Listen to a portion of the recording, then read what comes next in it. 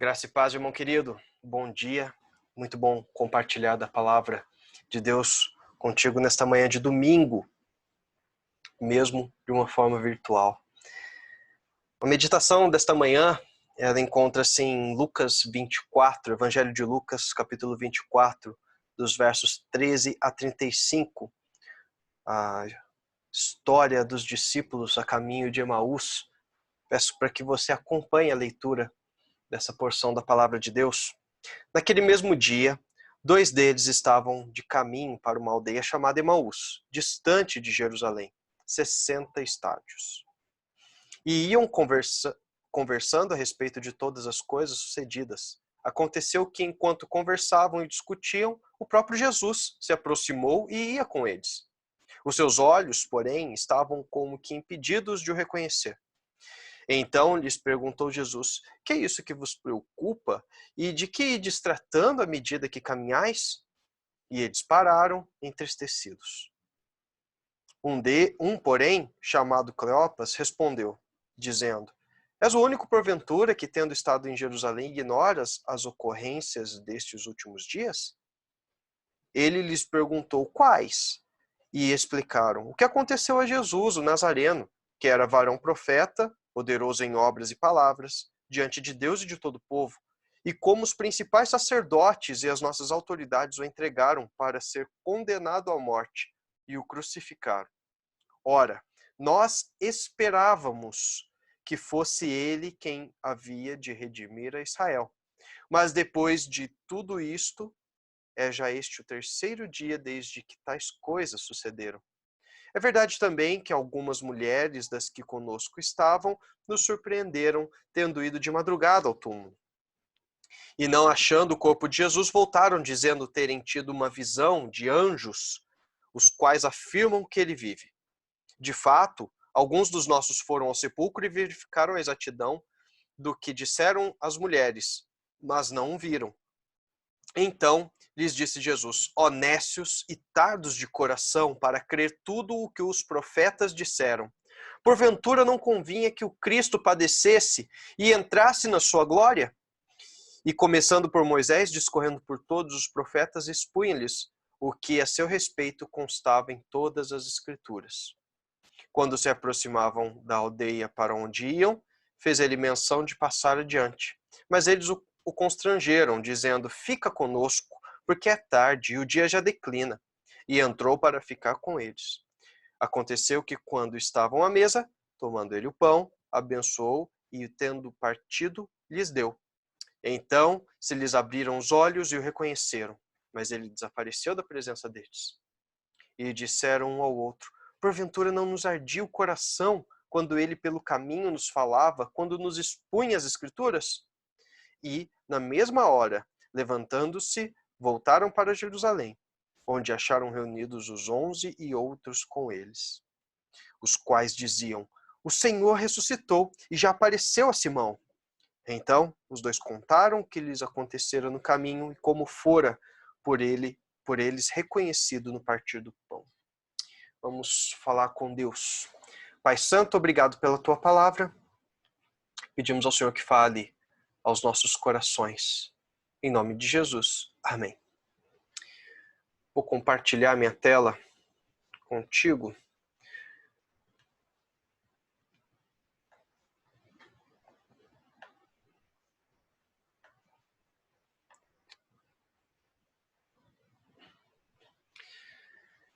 Querido irmão, o tema da nossa reflexão desta manhã é sob a perspectiva correta. E eu trago aqui algumas imagens, talvez você já conheça alguma, já tenha visto. O que você vê? O que você vê nessa figura? Você consegue enxergar uma idosa ou uma jovem senhora? A jovem senhora está olhando por cima do ombro e a idosa está com um pano na cabeça, com um capuz. O que você consegue enxergar aí nessa figura? E nessa outra? O que você vê? Você consegue enxergar uma jovem olhando no espelho Ou a caveira saltou aos seus olhos? Se você olhar para a figura como um todo, você enxerga a caveira. Mas se você olha nos detalhes, você consegue enxergar uma jovem sentada, olhando num espelho. Agora, olha essa figura aqui. O que você vê? Consegue enxergar o homem com uma longa barba branca ou o homem montado no cavalo? Mais uma vez, olhando a figura como um todo, você enxerga um homem, cabelo grisalho, barba branca, de perfil, mas se você olhar no detalhe, você vai ver um homem com chapéu, montado num cavalo. Para mim, parece um rio que corre ali do lado, algo desse tipo, ali do lado. Parece também que tem um homem deitado atrás do cavalo. Enfim, depende da perspectiva com a qual você olha para o desenho. Você consegue enxergar figuras diferentes, certo? E nessa história que nós vimos aqui no Evangelho de Lucas, que Lucas narra para nós, é uma história muito interessante. Ela acontece logo após as mulheres irem até o sepulcro. Então, quando elas chegam no sepulcro, elas se deparam com dois varões com vestes resplandecentes, dois anjos que perguntam a elas: por que vocês procuram entre os mortos aquele que está vivo?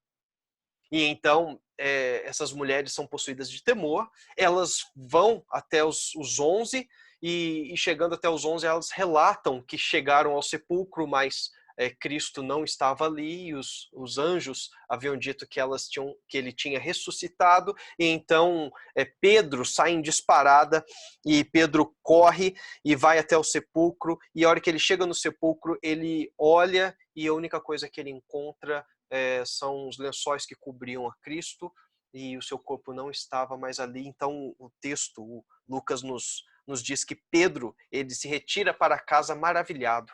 E aí nós temos então essa história desses dois discípulos que não são um dos 11, não faziam parte dos 11 discípulos, mas esses dois eles estavam indo para essa aldeia chamada Emaús, que nós também não temos muitas informações, e nessa caminhada o que é interessante é sobre o que eles estavam conversando, e eles iam discutindo a respeito das coisas que haviam acontecido, provavelmente aqui da morte de Cristo e agora desse novo fato da sua ressurreição, mas o que acontece, que é tão intrigante, é que Jesus aparece a esses homens.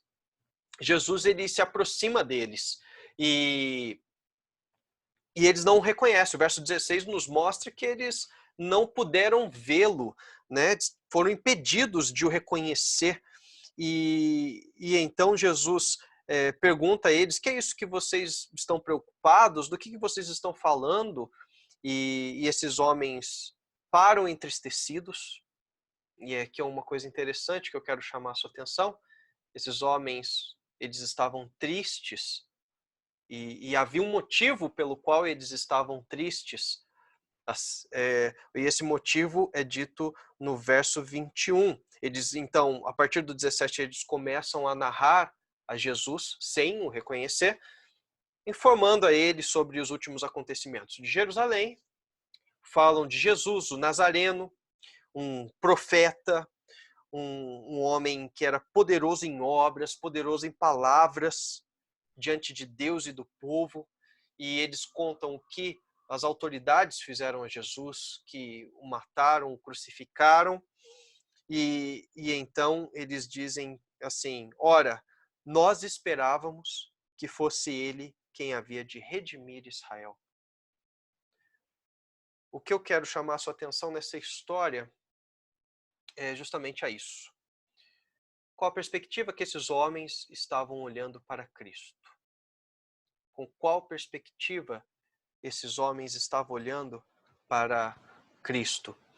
E Jesus, ele fala para esses homens nécios, tardos de coração, para crer tudo que os profetas disseram, no verso 25. Jesus, a partir de então, começa a expor a esses homens convinha Cristo passar, né, e ele expõe através das Escrituras. Ele não só conta, mas ele começa a partir de Moisés. O verso 27 nos informa que ele começa a partir de Moisés, discorrendo por todos os profetas, expondo a esses homens a respeito do que constava nas Escrituras acerca do Cristo. Qual a perspectiva desses homens a respeito do Cristo? A pergunta que eu quero fazer para você nessa manhã: sobre qual perspectiva você olha para Cristo?